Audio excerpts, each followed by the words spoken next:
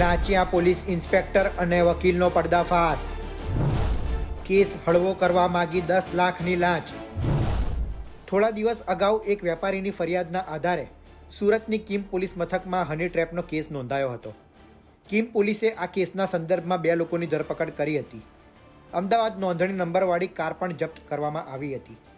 કારના ડેશબોર્ડ પર police શબ્દવાળી nameplate મળી આવી હતી. કિમ પોલીસ સ્ટેશનની પોલીસે જે તે સમયે મીડિયાને માહિતી આપી હતી કે જ્યારે એક વેપારી તેના મિત્ર અને એક મહિલા સાથે પામ વિલા ફાર્મ હાઉસમાં હતો ત્યારે પોલીસ તરીકે દેખાતા કેટલાક વ્યક્તિઓ ફાર્મ હાઉસમાં ઘૂસી ગયા હતા અને કેસ દાખલ કરવાની ધમકી આપીને 13 લાખ પડાવી લીધા હતા.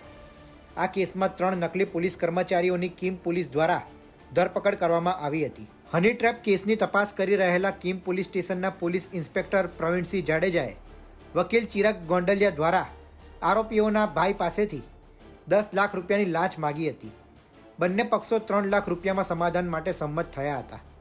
આરોપીના ભાઈએ અમદાવાદ એન્ટી કરપ્શન બ્યુરોમાં ફરિયાદ નોંધાવી હતી. ફરિયાદના આધારે એસીબીની ટીમે કિમ પોલીસ સ્ટેશન કમ્પાઉન્ડમાંથી પોલીસ ઇન્સ્પેક્ટર પ્રવીણસિંહ જાડેજા અને વકીલ ચિરાગ ગોંડલિયાની 3 લાખ રૂપિયાની લાંચ લેતા ધરપકડ કરી છે.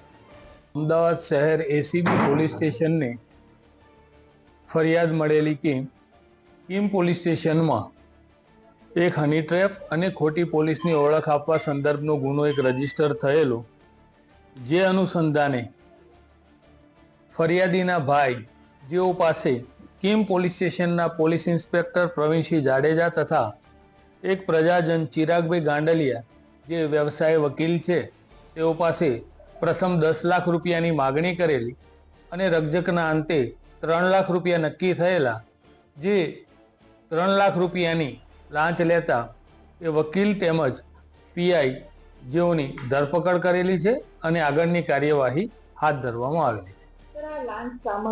મતલબ જે ગુનો દાખલ થયેલો હતો રૂરલ પોલીસ સ્ટેશનમાં, એ ગુનાના કામે કલમો ઘટાડવી, આરોપીની હેરાનગતિ ન થાય, આ મુજબની જે મદદગારી કરવા એના આવેજ પેટે આ 10 લાખ માગેલા અને 3 લાખ સ્વીકારેલા છે.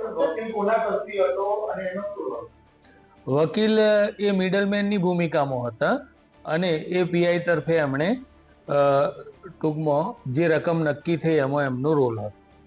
કેસ કયો હતો? કયા કેસમાં?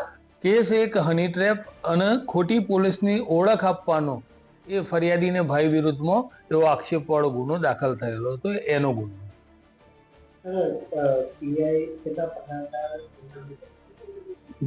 પીઆઈ 2013ની બેચના પીએસઆઈ તરીકેની ભરતીના છે. હાલમાં તેઓનો 90,000 પગાર છે. સર, કઈક ફરિયાદ પણ કરવામાં આવી છે કે ઘરેના દોષીને આપ્યા છે? હા, એવું અમારા તપાસમાં નથી આવ્યું હાલ સુધી, પણ જો એવું તપાસમાં આવશે તો એ મુદ્દો પણ અમે ધ્યાને લઈશું. આરોપી પોલીસ ઇન્સ્પેક્ટર પ્રવીણસિંહે આરોપીના ભાઈ પાસેથી 10 લાખની લાંચ માગી હતી અને કેસમાં કલમો ઘટાડવાનું વચન આપવામાં આવ્યું હતું.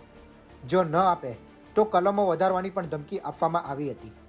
આરોપીનો ભાઈ લાંચ આપવા માગતો ન હતો, તેથી તેણે સુરત એન્ટી કરપ્શન બ્યુરોની ટીમને ફરિયાદ કરવાના બદલે અમદાવાદ એન્ટી કરપ્શન બ્યુરોને ફરિયાદ કરી હતી. જે અંતર્ગત અમદાવાદ એન્ટી કરપ્શન બ્યુરોના પોલીસ ઇન્સ્પેક્ટરની ટીમ કિમ પોલીસ સ્ટેશન પહોંચી હતી અને છટકું ગોઠવ્યું હતું. દરોડા પાડ્યા બાદ પોલીસ ઇન્સ્પેક્ટર પ્રવીણસિંહ જાડેજા અને વકીલ ચિરાગ ગોંડલિયાની ધરપકડ કરવામાં આવી છે. હની ટ્રેપ અને લાંચ કેસમાં નકલી અધિકારી સાથે સાચા અધિકારી અને વકીલને પણ કાયદો શું સજા આપે છે તે જોવું રહ્યું. સુરતથી સંવાદદાતા સંજયસિંહ રાઠોડનો રિપોર્ટ, ગુજરાત તક.